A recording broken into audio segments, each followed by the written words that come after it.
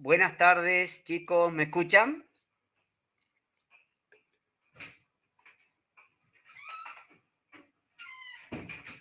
Ahí está. Bueno, eh, buenas tardes nuevamente. ¿Ahora me ven? Bueno, nuestra idea, acá estamos con la profe, con Roxana, es el jueves el parcial, ¿no? Así que mi idea es hoy evacuar dudas. Tomé el parcial, el parcial va a comprender este, va a comprender cosas que hemos dado en clase, ¿no? Para hacer así para hacer ahí un raconto histórico, un raconto, me traicionó la palabra histórico, guarda con la historia. Entonces, la unidad uno es una unidad muy corta, muy básica, muy elemental, pero damos el concepto. En la unidad número 2, esto creo que nunca se los dije, es una evolución histórica, ¿no? Una evolución histórica de cómo se consideró al extranjero. No, no se olviden que el extranjero no tenía derecho hasta que fue paulatinamente, hasta que hoy se le reconoce la posibilidad de que su derecho lo ampare. Pero me interesa dos posturas fundamentalmente, chicos, que es la de Story, ¿no es cierto? Story, porque da lugar al artículo 13, eso lo van a encontrar en Savigny o en todos los libros, y a Federico Carlos de Savigny, ¿sí? Esas son, entonces, la número 2 es un paneo sobre la evolución histórica, no me veo profundizando por ahí, pero atento con las posturas de Savigny y de Story, ¿sí? Story porque da lugar su postura a lo que analiza el artículo 13 del Código de Vélez-Arfiel, ¿sí? Bueno, eso la doy. La número 3, le hemos dado bastante importancia, hemos dado bastante clase, la unidad número 3. Ahí tengan cuidado con la Convención de Viena, que para nosotros es central, ¿no? En la Convención de Viena comienza todo, está en los libros, está en Rapalini, está en todos los libros, y sobre todo que nosotros hemos hablado de que desde el punto de vista de la Convención de Viena, luego de la Convención de Viena, pese a que pueden encontrar autores que digan otra cosa, pero luego de la Convención de Viena, Argentina es monista en tratados internacionales porque el artículo 26, 27 y 53 definen al orden público internacional y además establecen que los tratados se celebran para ser cumplidos. ¿Sí? No se olviden que durante años, antes de la Convención de Viena, los estados firmaban tratados que eran meramente declarativos, meramente para la galería, pero después nadie los cumplía. Después de la Convención de Viena y después de que el hombre termina convirtiéndose en sujeto de derecho internacional, esos tratados internacionales se vuelven operativos. ¿Me explico?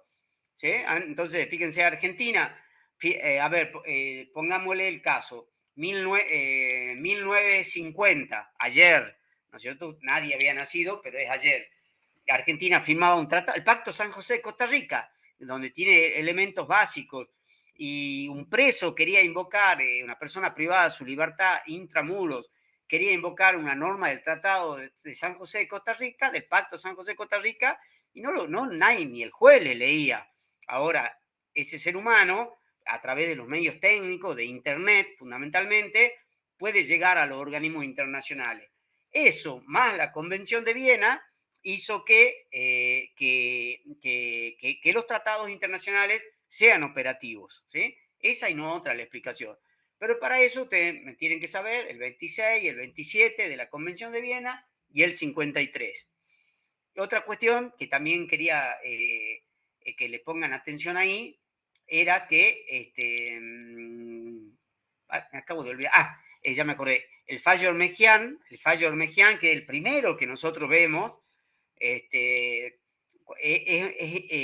el primer fallo, es del año 91-92. Fíjense que es antes de la reforma de la Constitución del 94. Esto lo dije en clase. Entonces, la pregunta de examen ahí es decir, si es antes de la reforma de la Constitución del 94, ¿en qué lo sustentó esa Cámara que hizo lugar al derecho de réplica? Y lo sustentó en la Convención de Viena. ¿Sí? Fíjense, esa es una pregunta bien perversa que podría hacer. Bueno, bueno, después hemos dado concepto de derechos ¿Podría humanos. repetirlo, profesor? No alcancé a escribir. Bueno, igual está grabada, la clase queda grabada, ¿no? Pero lo que yo les decía, que el primer fallo en el cual los tribunales giran hacia el monismo, es el fallo Hermegian contra Sofovich, ¿sí? Eso lo sabemos todo. Sofovich tenía un programa de televisión los domingos a la tarde-noche, donde fue una persona y virtió expresiones injuriantes e injuriosas hacia la Virgen María. Alguien pidió el derecho de réplica, Hermegian pidió el derecho de réplica y no se lo concedieron porque no estaba previsto en el ordenamiento jurídico y el juez no se lo concedió. Sin embargo, apela y la Cámara, ya antes que la Corte, dijo que, atento a los prescriptos en la Convención de Viena, por más que nosotros no contemplemos el derecho a réplica, atento a los prescriptos en el artículo 26 y 27, debía otorgársele el derecho a réplica a Hermegian.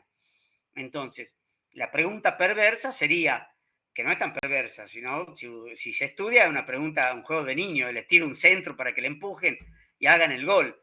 La pregunta perversa sería decir, si el fallo de Hermegian contra Sofovich fue en el año 92, antes de la reforma del 94, ¿en qué lo sustentó la Cámara? Se soluciona muy sencillo diciendo en el artículo 26 y 27 de la Convención de Viena.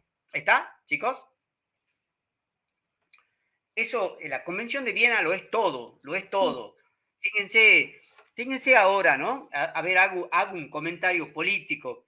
Anoche me peleé con mis hijos, culpa de esto. Entonces, como ustedes no me voy a pelear porque soy el profesor. Entonces, fíjense, Milei, ¿no es cierto? Milei es un fenómeno. ¿Qué formato es el parcial?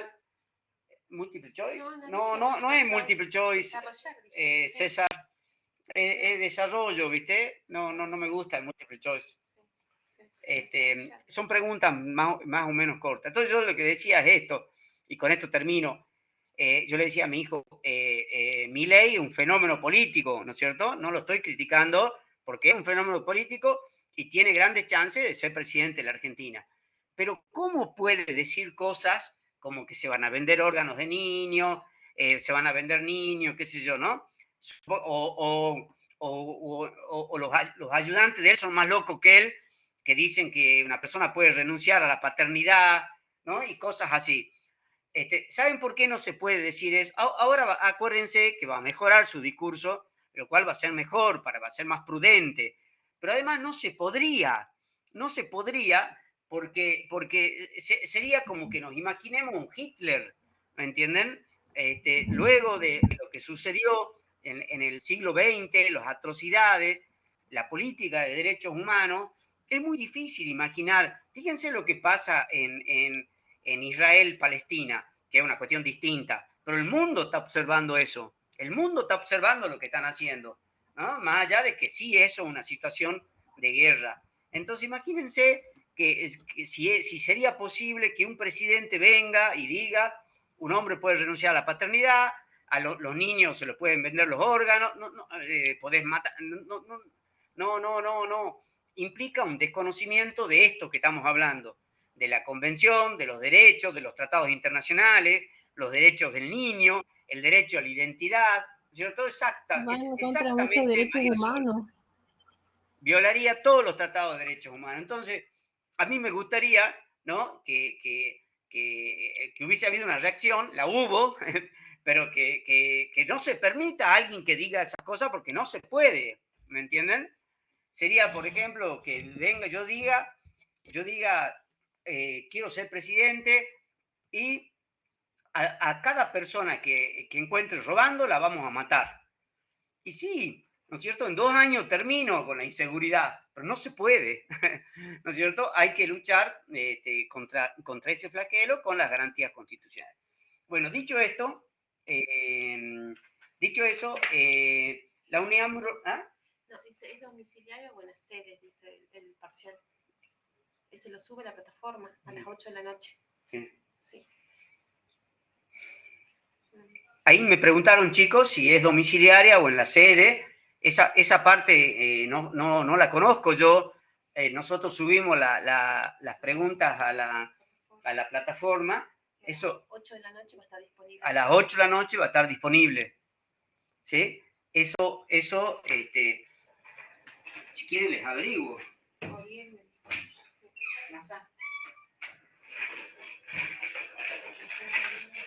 Me hacen una pregunta difícil eso del domicilio. El examen de Derecho Internacional es a las 20 horas. Los chicos preguntan si es domiciliaria o la sede.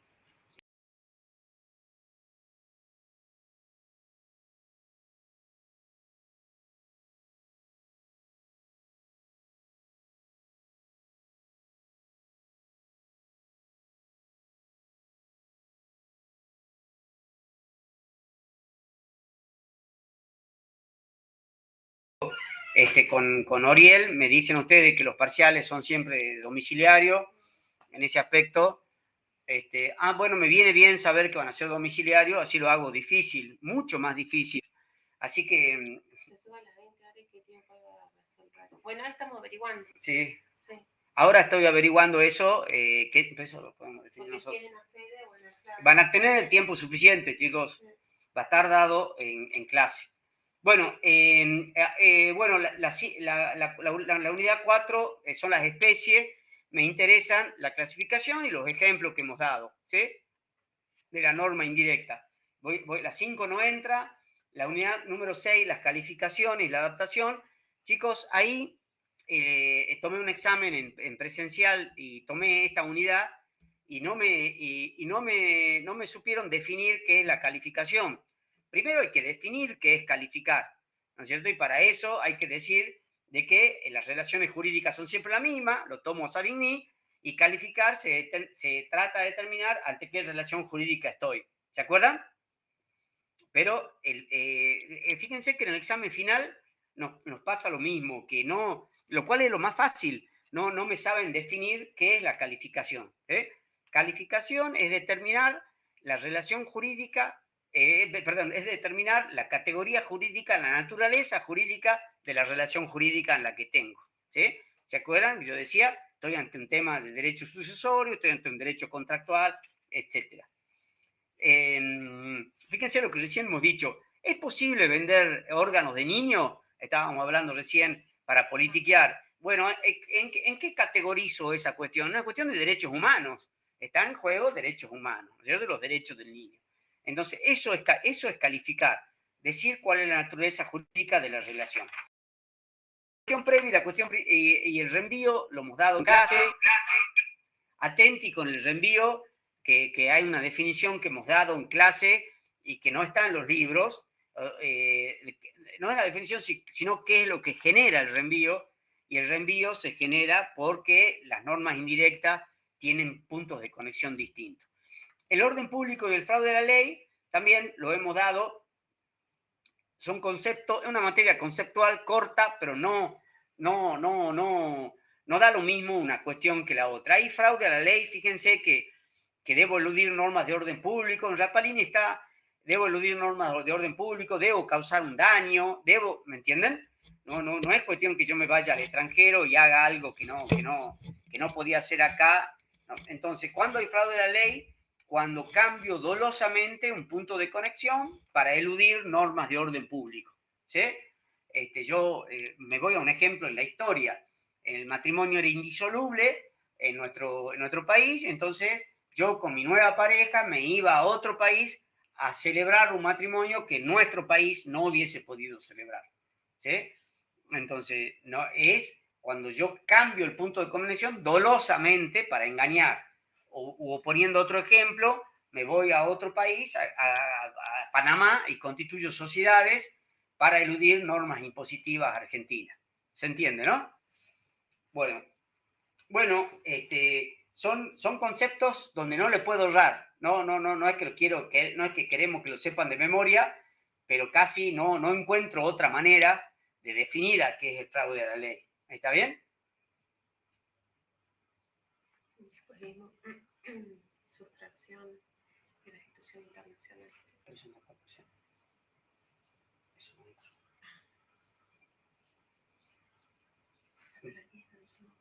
¿Qué bolillas entran, chicos? Menos la 5. ¿Era de la 1 a la 10 menos la 5? De la 1 a la 9. Bueno. Está bien, de la 5, sí, está bien. Bueno. Bueno, ¿dudas? Cuando hacemos clasificación de las normas indirectas, unilaterales y bilaterales, ahí necesito los ejemplos del código, ¿sí? Los ejemplos del código de las normas del código, que le hemos dado en clase nosotros. En el reenvío también dimos en el reenvío también dijimos el artículo del Código Civil. Cuando vimos el reenvío, también se acuerda que señalamos cuál era el artículo del Código Civil que está específicamente establecido esto del reenvío. Exacto. Yo a veces me olvido, y por dar el concepto, me olvido lo más importante es lo que está en el código, ¿no? Cuando define el orden público, el fraude de la ley, el reenvío, lo más importante, ¿sí? O sea, que eso no se olvide. En el código, la principal bibliografía que tenemos tiene que ser el código.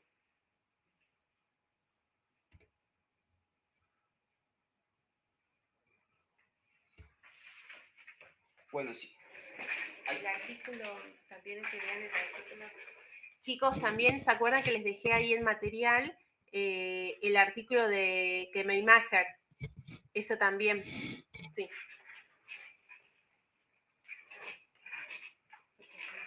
Sí, exacto. Menos mal que te acordaste, Roxy. Sí, acá me dice Nazarena, la profe, que los parciales son en el domicilio, pero esos son igualmente, son cuestiones administrativas, que certifíquenla bien, yo no me meto en eso.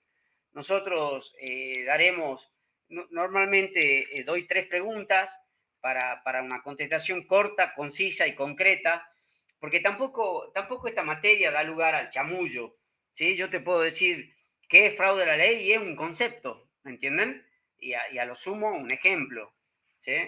Pero no se olviden el centro del tema, que es el análisis de la relación jurídica. ¿Cuándo nace el derecho internacional privado? Cuando la relación jurídica tiene un punto, un elemento extranjero relevante, ¿sí? Entonces, si no es relevante, ¿cuándo es relevante? Cuando llama a regir a más de un derecho. Me pregunta el caso Forgo. ¿Lo subimos? Sí, también Roxana le subió la estructura de la norma, ¿no? Con su clasificación, el aspecto positivo y negativo, ¿no? Profesores, buenas tardes. Hola, Victoria, ¿cómo estás? Bien, bien, todo bien. Yo pregunté por el caso porque lo estaba leyendo en Rapalini, está ahí, lo menciona, lo nombra, pero no lo llegué a entender muy bien ese caso. Bueno, yo te lo escribimos, te lo escribimos para que quede. En definitiva, bueno, Forgo es un caso de reenvío, ¿no es cierto? Sí. Donde se origina el reenvío por un distinto concepto de domicilio que se tenía, ¿sí? Por ejemplo, a ver, yo te lo hago, yo me voy a Estados Unidos y en Estados Unidos hago un testamento y se produce un conflicto de cuál era el domicilio del profe, Argentina o en Estados Unidos. Y para Estados Unidos yo tenía que tener un cambio de domicilio en el documento, tenía que hacer un trámite administrativo de cambio de domicilio, ¿no es cierto? Y para Argentina no importaba el real. Entonces, ambos países tenían conceptos distintos de domicilio, que es lo que origina el reenvío, que vaya hacia un país y hacia el otro país. Pero ya lo ponemos en la plataforma. ¿Sí? Bueno, muchas gracias. No, por nada. Yo generalmente, bueno, también en cuanto a las calificaciones, hemos hablado del testado holandés, ¿se acuerdan? Que es importante ese, porque es un caso sencillito y que permite explicar bien la teoría de las calificaciones. El caso de la vida maltesa también. eso lo dimos en clase. Sí, también. Caso de la viuda maltesa, también. Sí, eso también lo vi. También, no se olviden el caso de Vicente Solá, ¿sí? ¿Se lo acuerdan? Lo musicado, ¿verdad? Sí, no me parece. Ese no lo recuerdo yo, doctor, haberlo visto.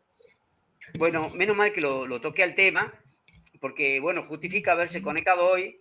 El caso, fíjense, el orden público lo habíamos definido como aquel conjunto de principios que hace a la ideología, a la filosofía de un ordenamiento jurídico. ¿Se acuerdan? Y el orden público es esencialmente mutable.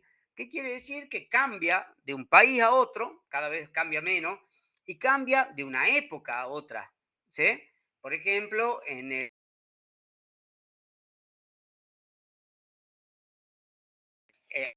ahí tenemos en el código de Vélez, el matrimonio era indisoluble y era entre dos personas de distinto sexo, ¿no es cierto? Entonces, y eso era de orden público, y eso ahora cambió, ¿no es cierto? Pueden ser personas del mismo sexo y además es disoluble, ¿se entiende? Entonces, eso, el principio de mutabilidad del orden público, de que va cambiando, quedó asentado por la Corte de Justicia de la Nación en el fallo Vicente Solá, que está ahí en Rapalini. El fallo Vicente Solá, estudienlo, pero yo se lo digo muy, muy sencillo, como me lo estoy acordando.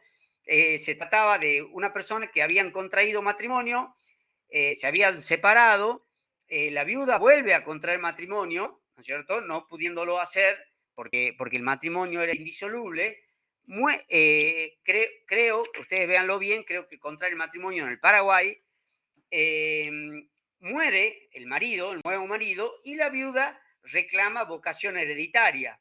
¿Sí? ¿Se entiende? Era una persona que se había casado primero con su marido original, se separa y vuelve a contraer matrimonio. El nuevo marido muere y ella reclama vocación hereditaria. Entonces los tribunales le dijeron que no tenía vocación hereditaria porque ella no podía volver a contraer matrimonio. Recordemos que hasta el año 1985 el matrimonio era indisoluble. Sin embargo, cuando el caso llega a la Corte de Justicia de la Nación,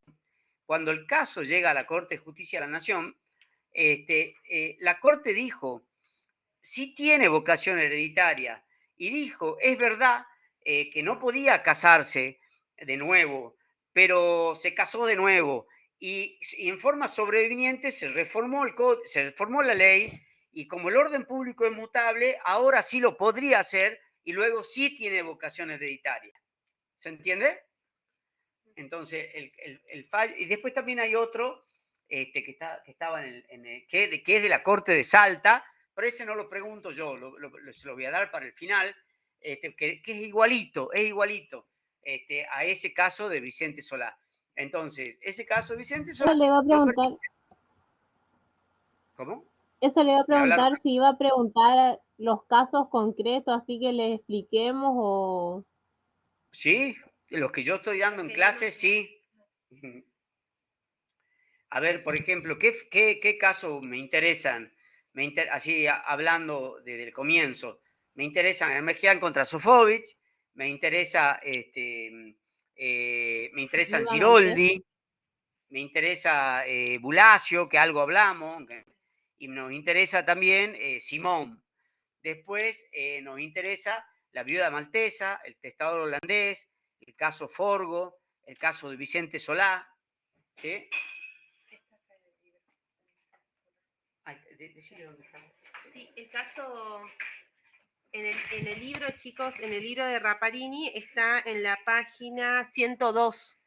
Ahí lo veo que está el caso de Vicente Solá de la Corte, fallo de la Corte Suprema de Justicia, dice la Nación, Solá y Vicente sobre sucesión. Ahí tienen la referencia, y esto está en el apartado 2, cuando empieza a hablar de orden público. Ahí lo pueden encontrar.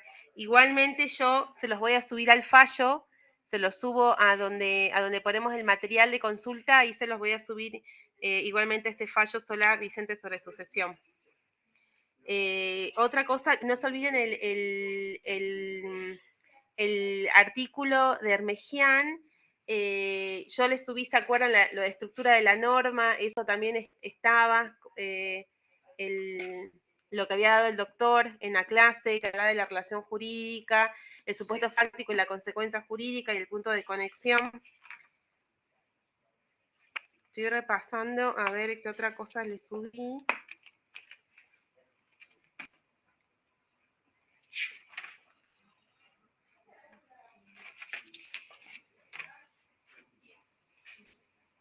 Lo de la viuda maltesa también se los había puesto en el material. Eso también estaba, sí. Ahí se lo subo igualmente, doctor, ya les dije. Uy. Pero ya les dije dónde está. Bueno, ahí está, chicos. La viuda maltesa también ya se lo subí.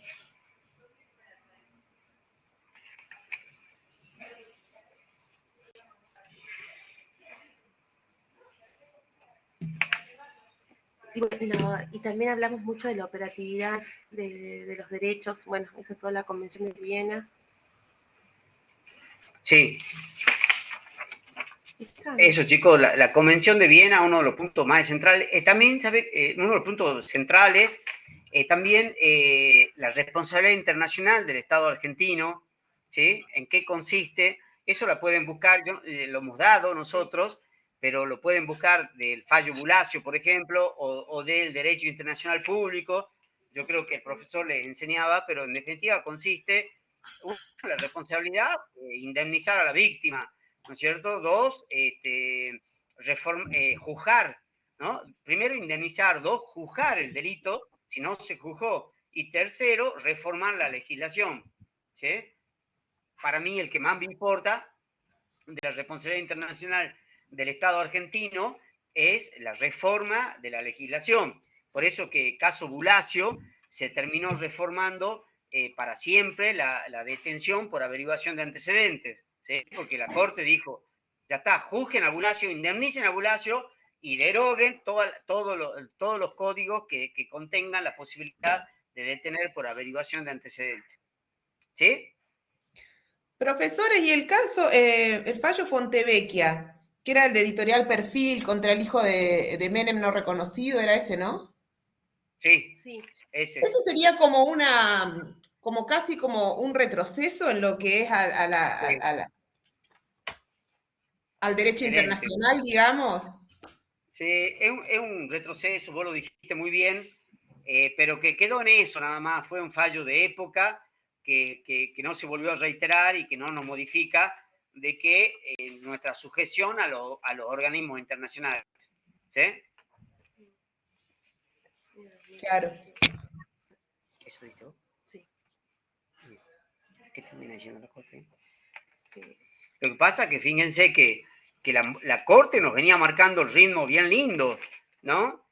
Toda nuestra legislación es producto de los fallos de la Corte Interamericana de Derechos Humanos, ¿sí? Que nos ha ido, fíjense, los fallos Simón y Aranciba Clavel, o sea, los fallos de la época del 76 al 83, son producto de las condenas que iba obteniendo Argentina en los organismos internacionales. ¿Está, chicos?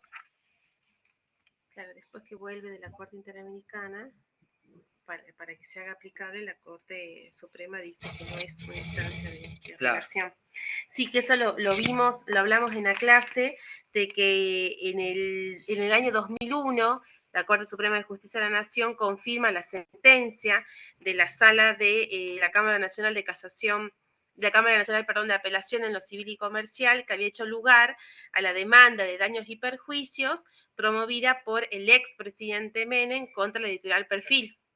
Claro. Jorge Fontevecchia y Héctor D'Amico, al entender que la difusión de ciertas notas periodísticas que estaban vinculadas con la presunta existencia de un hijo no reconocido de Menem había lesionado el derecho a la intimidad tutelado, y hace referencia ahí tutelado por la Corte, por la Constitución Nacional, el Pacto Internacional de Derechos Civiles y Políticos y la Convención Americana de Derechos Humanos, y se confirma una pena pecuniaria. El fallo queda firme y la reparación económica fue cumplida por los condenados.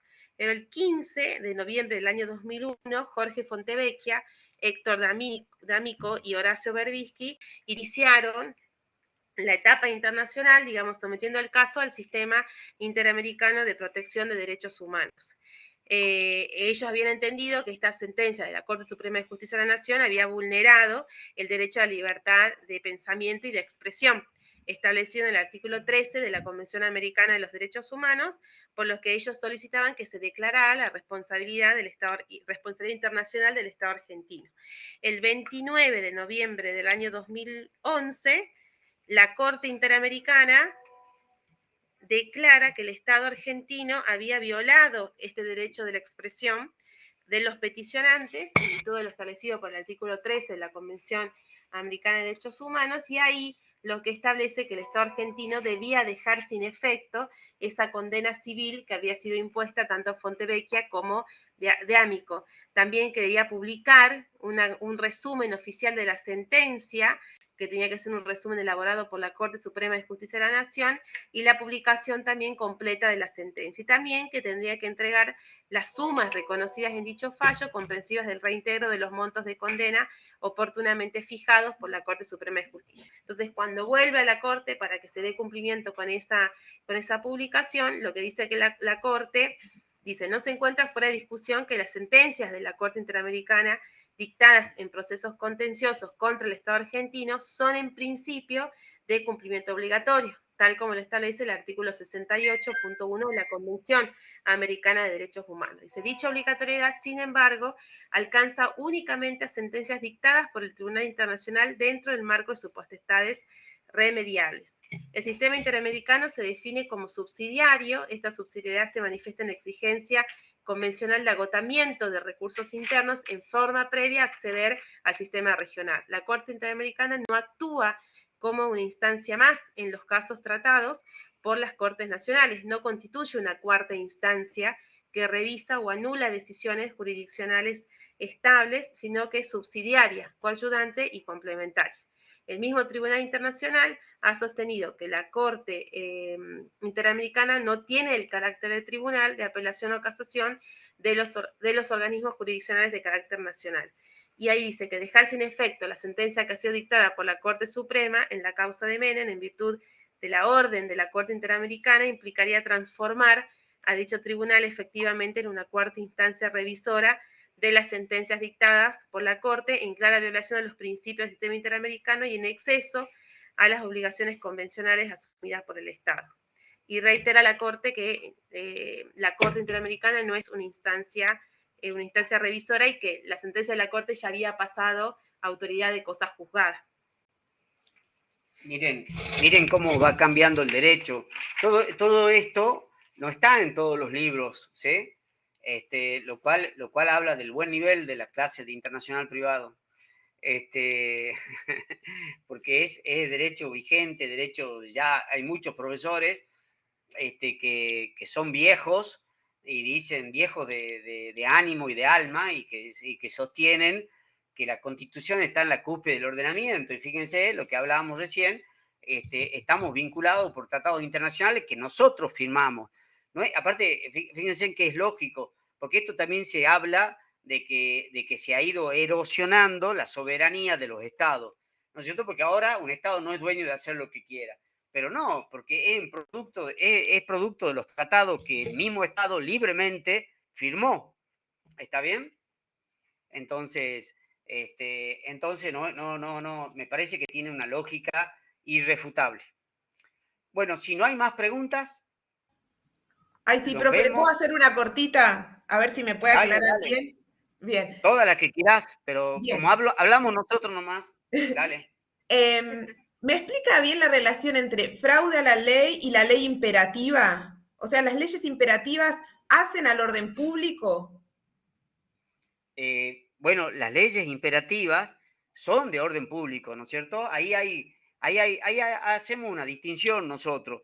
Norma imperativa es de orden público porque prevalece sobre la voluntad de las partes, ¿sí?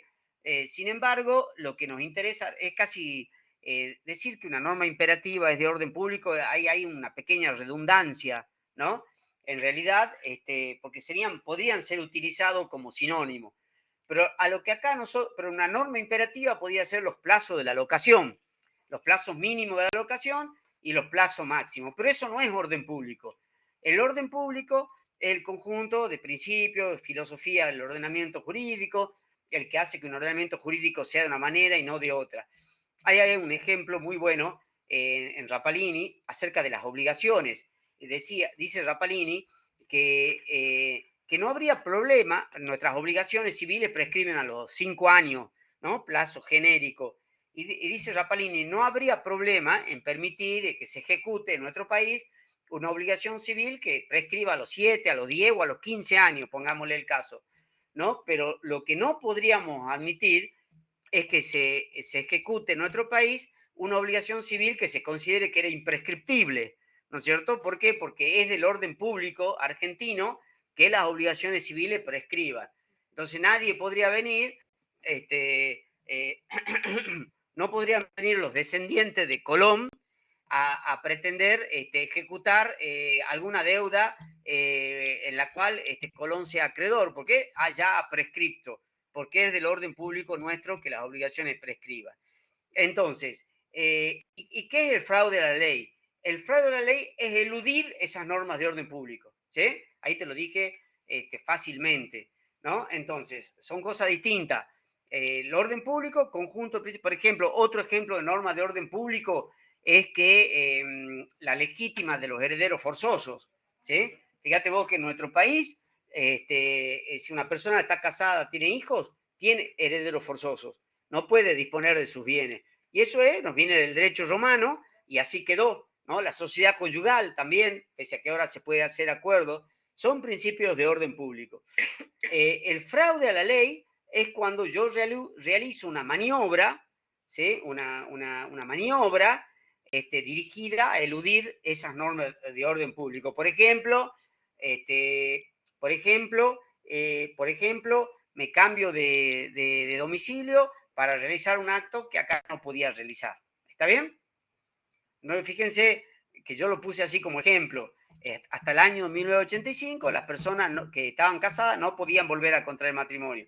No quiere decir que yo me vaya a Paraguay y en Paraguay me enamore de una paraguaya y me caso. Ahí no habría fraude a la ley. ¿Qué dice? El orden público es otro principio fundamental. Exacto, creo que lo definió. Entonces, si yo me voy a Paraguay y me enamoro de una paraguaya y me caso y acá no lo podía hacer, eso no es fraude a la ley. Porque yo me casé porque me fui a vivir al Paraguay o porque me fui de vacaciones al Paraguay y ahí conocí una paraguaya. O sea, tiene que haber un dolo, doctor. Tiene que haber un dolo, una intención y obtener un beneficio, digamos. Exactamente, vos lo has dicho. Pero tiene que haber un dolo, una mentira, un ardid. ¿Sí? Claro. ¿Sí, Victoria? Bien, gracias, me quedó clarísimo. Profesor. No había entendido cuando leí Rapalini el ejemplo de la caducidad de las obligaciones y ahora lo entendí perfecto, gracias. Ah, ¿viste? Sí, está muy bueno, Victoria, está muy bueno ese ejemplo, nadie me lo pone, Sí. y es muy bueno porque es ilustrativo. Entonces Sí, ahí tenés el plazo de la locación, el plazo de las prescripción obligaciones. de las obligaciones sería imperativo. Ahora, que las obligaciones prescriban si es de orden público. Bueno, gracias. De nada. Que el orden público Profesor. Sí. Algo que me preocupa a mí, si va a tomar caso, es, por ejemplo, el tema de los testamentos y eso. Yo no sé la legislación de otros países, o sea, ¿nos va a especificar eso en la pregunta o cómo nos va a tomar estos casos que nombra acá solamente? Yo, o sea, es un miedo que yo tengo. En el muro te vamos a poner los casos, los derechos que va, por ejemplo, pedimos el derecho de Dinamarca, también pedimos Francia, también pedimos Inglaterra. Ah, no, nosotros vamos a alegar Lex Fori, doctor, solo el de acá vamos a ver. Bueno, muy bien. No, los casos son casos que tienen que ver con el derecho argentino, o si no son casos que son explicados ahí en el libro, ¿sí? Claro, Ruth, ¿no se te escucha? Gracias, porque yo tenía ese miedo, profesor. No. además, fíjate vos, a mí no me interesa, no nos interesa a nosotros que, por ejemplo, el testador holandés, si me ponen, se equivocan y me dicen el testador sueco, pero el razonamiento no lo hacen bien, no importa, ¿no es cierto? No importa el derecho, sino lo que importa es el razonamiento, ¿sí? De hecho, el caso Vicente Solá, yo no me acuerdo si ella vuelve a contraer matrimonio, ¿lo viste? ¿En Paraguay o no? ¿En Paraguay? No nos acordamos, claro, no importa. No me acuerdo dónde volvió a contraer matrimonio, está en el libro. Pero eso no es lo importante, ¿me entienden? Lo importante es que contrajo matrimonio cuando nuestro país no lo podía hacer y ahí viene la corte y dice el orden público es mutable. ¿Sí? Está en el capítulo de matrimonio. Claro, eso lo van a ver después en el capítulo de matrimonio también. De hecho, en Rapalini nos cita un ejemplo de la duquesa de no sé dónde, que lo leí, pero no me acuerdo, era como un caso de francés, que se iba a un lugar ella y se volvía a casar. De la viuda maltesa. Sí, sí, claro. El de la viuda maltesa, sí. Ah, bien, bien, bien. Sí. Sí, el de la viuda maltesa.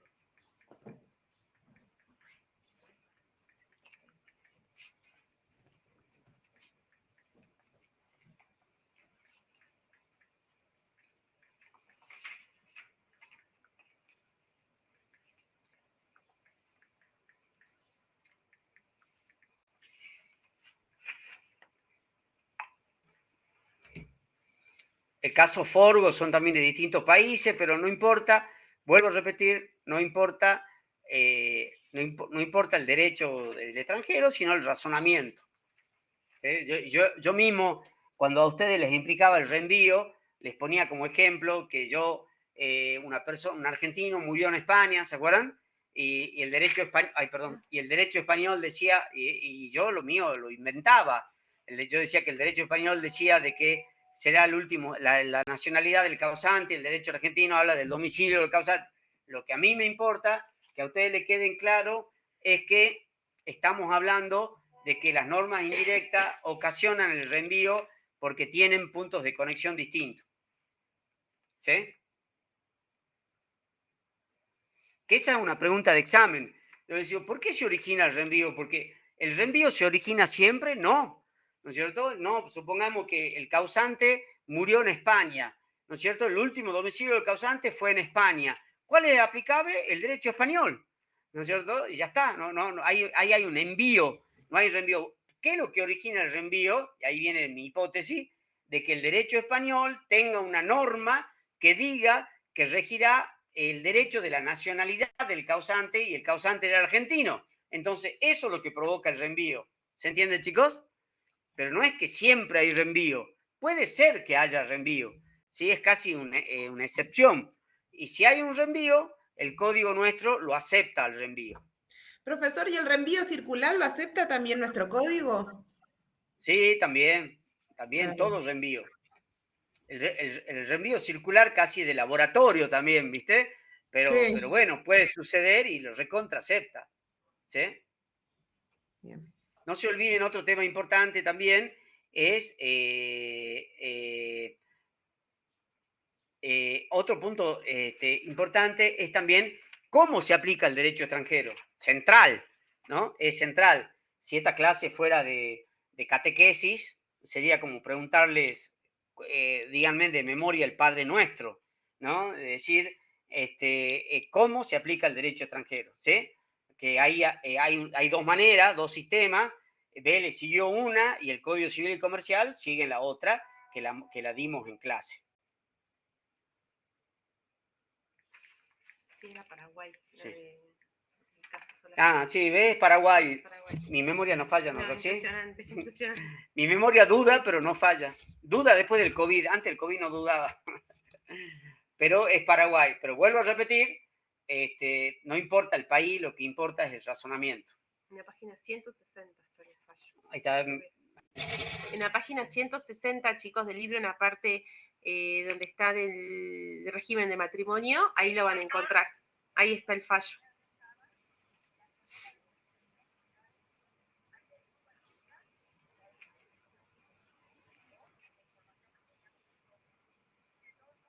¿Tienen alguna otra duda? Estamos.